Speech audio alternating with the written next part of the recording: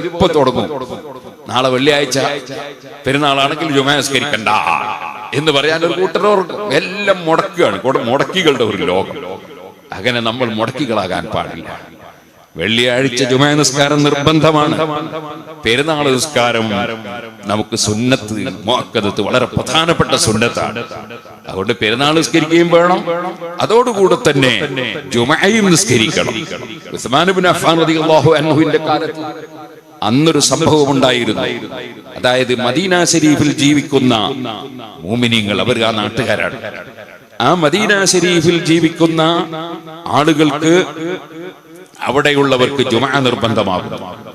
എന്നാൽ മദീനയുടെ അപ്പുറത്ത്, ആലിയ, ആ നാട്ടിന്റെ അപ്പുറത്ത് കുറേ ദൂരെ താമസിക്കുന്നവരുണ്ട്. നമ്മളെ ഇവിടെയും നമ്മളെ അറേബ്യൻ നാടുകളുമായിട്ട് വലിയ വ്യത്യാസമുണ്ട്. അത് പെട്ടെന്ന് ചിലപ്പോ അറേബ്യൻ നാടുകളിൽ പോകാത്തവർക്ക് മനസ്സിലാവില്ല.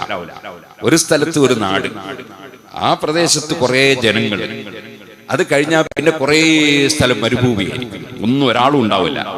അത് കഴിഞ്ഞ് പിന്നൊരു നാട്, അത് കഴിഞ്ഞിട്ട് പിന്നൊരു നാട്, കുറെ സ്ഥലം കാലി, ഇങ്ങനെയാണ്.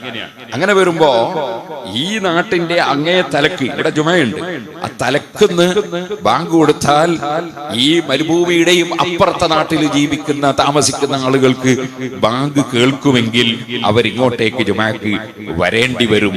അവിടെ 40 ആളുകളില്ലെങ്കിൽ അവരിവിടെ വരേണ്ടി വരും.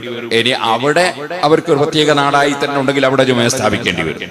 അങ്ങനെ ദൂരങ്ങളിൽ താമസിക്കുന്നവർ, ഇന്നത്തെ കാലം പോലെ സൈക്കിളും എടുത്ത് അതുപോലെ കാറും എടുത്ത് വരുന്ന കാലമല്ല, നടന്നു വരികയാണ്, മണിക്കൂറുകൾ നടന്നു വരികയാണ്, മരുഭൂമിയിലൂടെ നടന്നു വരികയാണ്. അങ്ങനെ മരുഭൂമിയിലൂടെ അതുപോലെ മലയും മറ്റൊക്കെ താണ്ടി നടന്നു വരുന്ന ഒരു കാലഘട്ടം. ആ കാലഘട്ടത്തിൽ മദീനയിൽ ജുമയുണ്ട്.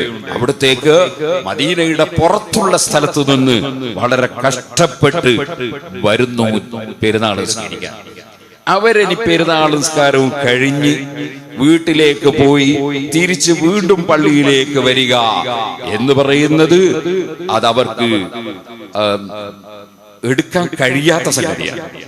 അങ്ങനത്തെ ഒരു ചുറ്റുപാടുള്ള നാട്ടിന്റെ അഥവാ ജനങ്ങൾ താമസിക്കുന്ന രാജ്യത്തിന്റെ പുറം സ്ഥലത്ത് പോയി താമസിക്കുന്ന കക്ഷികളോട് പെരുന്നാൾ നിസ്കാരം കഴിഞ്ഞു പോകുമ്പോ ഇനി നിങ്ങൾ ജുമയ്ക്ക് കഷ്ടപ്പെട്ട് വരേണ്ടതില്ല എന്ന് ഉസ്മാൻ റളിയല്ലാഹു അൻഹു പറഞ്ഞ ഒരു സംഭവമുണ്ട്.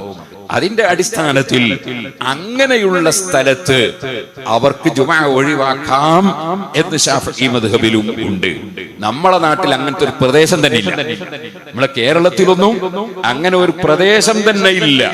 ആളുകൾ താമസിക്കാത്ത ഒരു നാടോ അതുപോലെ ദൂരെ നിന്ന് നടന്നു വരേണ്ട ഒരു പ്രശ്നമോ ഒന്നുമില്ല. അതുകൊണ്ട് ആ ഒരു സംഭവം ഉദ്ധരിച്ചുകൊണ്ട് ജനങ്ങളെ തെറ്റിദ്ധരിപ്പിച്ച് ജനങ്ങളുടെ ഫർളായ ജുമഅ പെരുന്നാളിന്റെ അന്ന് നഷ്ടപ്പെടുത്തുന്ന ആളുകളെക്കാൾ വലിയ അക്രമികൾ വേറെ ആരാണ്?